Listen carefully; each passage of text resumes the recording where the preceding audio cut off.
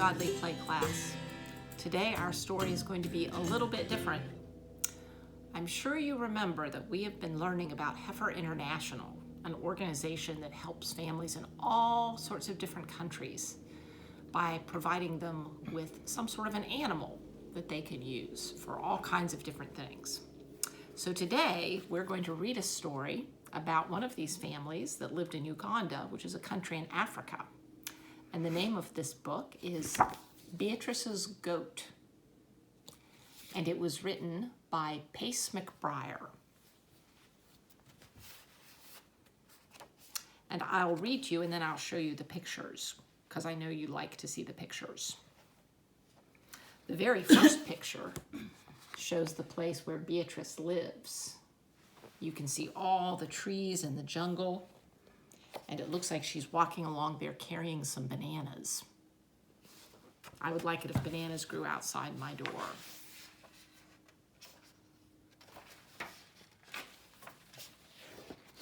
If you were to visit the small African village of Kasinga in the rolling hills of western Uganda, and if you were to take a left at the crossroads and follow a narrow dirt path between two tall banana groves, you would come to the home of a girl named Beatrice. Beatrice lives here with her mother and 5 younger brothers and sisters in a sturdy mud house with a fine steel roof. The house is new. So is the shiny blue wooden furniture inside. In fact, many things are new to Beatrice and her family lately.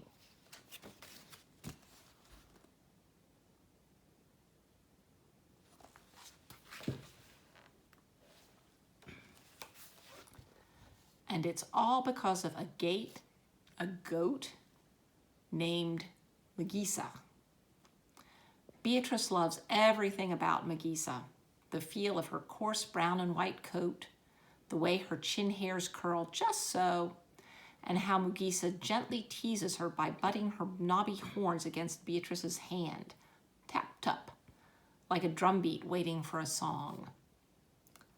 But there is one reason why Beatrice loved Magisa most of all.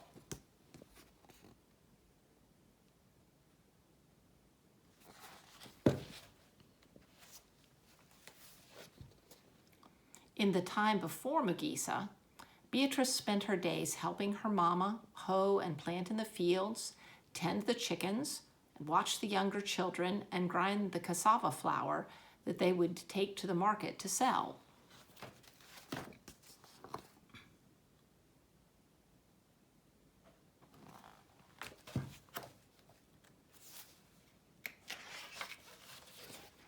Once in a while, when she was tending the baby, Beatrice would stop by the schoolhouse. Often the students had carried their long wooden benches outside to work under the cool shade of the jackfruit tree. Then Beatrice would stand quietly off to one side, pretending she was a student too. Oh, how she longed to be a schoolgirl. How she yearned to sit on one of the benches and figure sums on a small slate chalkboard. How she wished to turn the pages of a worn copybook and study each word over and over until it stuck in her mind like a burr. I'll never be able to go to school, she would sigh. How could I ever save enough money to pay for books or a uniform?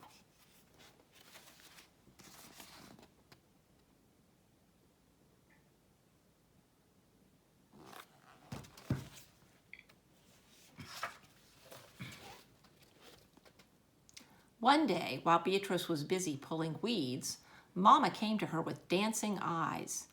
Beatrice, some kind-hearted people from far away have given us a lucky gift. We are one of 12 village families to receive a goat. Beatrice was puzzled. A goat? What kind of a gift was a goat? It couldn't get up each morning and start their charcoal fire for cooking. It couldn't hike down to the stream each week and scrub their dirty clothes clean. It couldn't keep an eye on the younger children. Her long fingers tugged patiently at the weeds. That's very nice, Mama, she said politely. Then Mama added, it will be your job to take care of our goat. If you do, it can bring wonderful things to us. Beatrice looked up at her mother. Will this goat come soon, she asked, because I would like to meet such a goat. Mama laughed. Good things take time. First, I must plant pastures and build our goat a shed. Beatrice nodded slowly.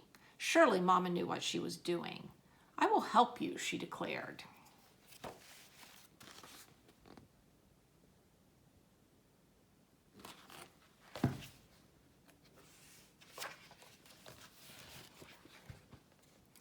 For the next 5 months, Beatrice worked harder than ever.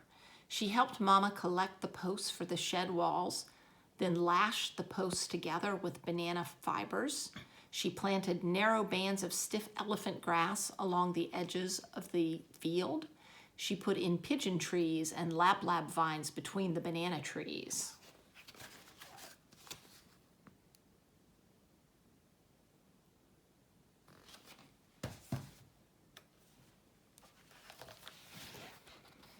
Finally, one day, Beatrice's goat arrived, fat and sleek as a ripe mango. Beatrice stood shyly with her brothers and sisters, then stepped forward and circled the goat once. She knelt close, inspecting its round belly, and ran her hand along its smooth back. Mama says you are our lucky gift, she whispered. So that is what I will name you. Mugisa, luck. 2 weeks later, Mugisa gave birth. It was Beatrice who discovered first one kid and then, to her surprise, another. Twins, she exclaimed, stooping down to examine them. See that, my Mugisa, you have already brought us 2 wonderful things. Beatrice named the first kid Melindwa, which means expected, and the second Kehembo, or surprise. Each day, Beatrice made sure Mugisa got extra elephant grass and water to help her produce lots of milk, even though it meant another long trip down to the stream and back.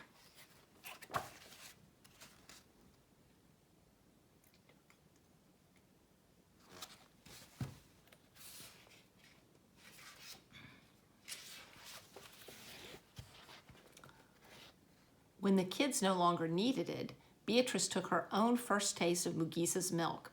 Sweet, she said, mixing it into her cup of porridge. Beatrice knew Mugisa's milk would keep them all much healthier.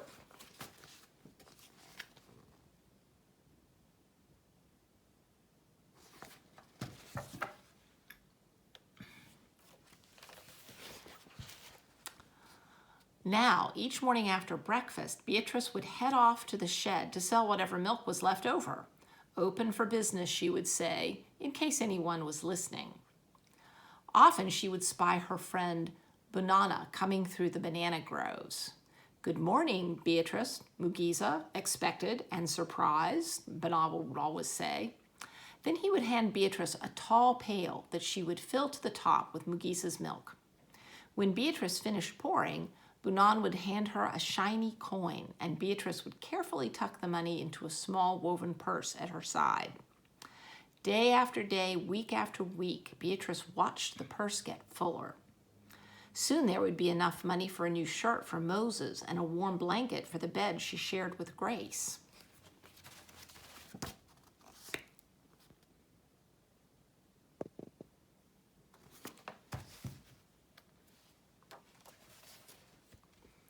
One day, Beatrice returned from collecting water and noticed Mama frowning and counting the money in her woven purse.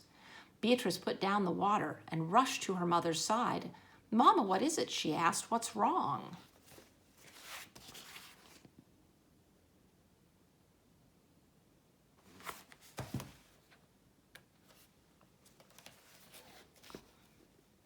As she looked up, Mama's frown turned into a small smile. I think, she said, you may just have saved enough to pay for school. School, Beatrice gasped in disbelief. But what about all the other things we need? First things first, Mama said. Beatrice threw her arms around her mother's neck. Oh, Mama, thank you. Then she ran to where her goat stood chewing her cud and hugged her tight. Oh, Mugisa, she whispered, today I am the lucky one. You have given me the gift I wanted most.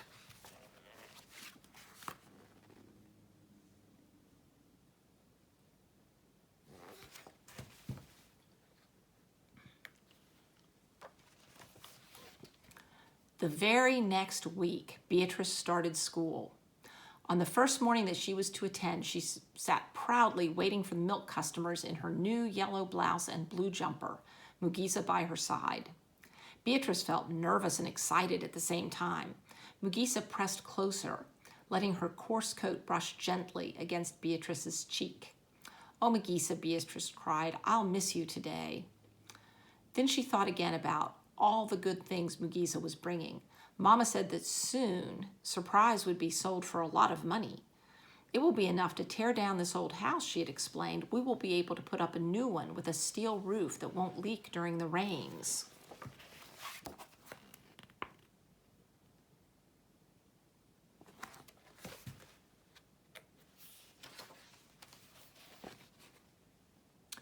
Beatrice heard a rustle and noticed Bunan heading towards her with his empty milk pail. He eyed her new uniform and sighed. "You're so lucky. I wish I could go to school." Beatrice reached out and touched Bunan's arm. "I've heard that your family is next in line to receive a goat."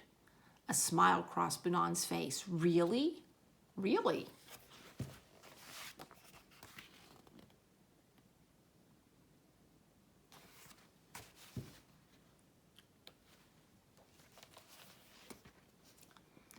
Then Beatrice kissed Mugiza on the soft part of her nose, close to where her chin hairs curled, just so, and started off to school.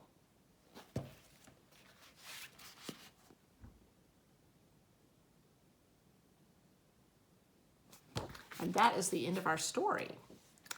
So I like this story a lot because it lets you see what good things can happen through organizations like Heifer International. I wondered a little bit too about how much Beatrice wanted to go to school. When I was little, sometimes I didn't want to go to school at all. But I wonder how people are feeling now, because at the moment, sometimes going to school is sort of difficult. And maybe some of you are thinking, just like Beatrice, I wish I could go to school. Right now, we're going to learn a little bit more from Miss Becky about some of the projects that Heifer does, particularly with goats. Bye. A female goat is called a doe or a nanny. A male goat is called a buck or a billy. Baby goats are called kids. There are over 300 breeds of goats. Goats can weigh from 45 pounds for a small goat all the way up to 300 pounds for male goats of the larger breeds. Goats can be white, black, or tan, or a mixture of these colors. Most goats have 2 horns, but the horns come in many different shapes depending on the breed. Goats have horizontal, slit-shaped eyes. Both male and female goats have beards. Goats do not have upper front teeth. Goats are browsing animals, not grazing animals like cows or sheep. This means that they eat plants, but not the plants that grow on the ground like grass. Some people think that goats will eat almost anything, including tin cans and cardboard boxes. Goats are curious about different sources of food, but they prefer to eat various types of plants, such as vines, shrubs, or even weeds. Goats are very agile. They can climb and balance in precarious places like mountains and rocky areas. They can even climb trees. Goats are pretty good swimmers. Goats are commonly used by farmers for both their milk and their hair. They can also be trained to pull carts and to work as pack animals. Goats were among the first animals domesticated by humans, and they are thought to have descended from wild goats in Southwest Asia and Eastern Europe. The goat is a very popular animal for Heifer International. In fact, Heifer asked one of its veterinarians what his favorite animal project is and why. He said, "My vote is for goat projects.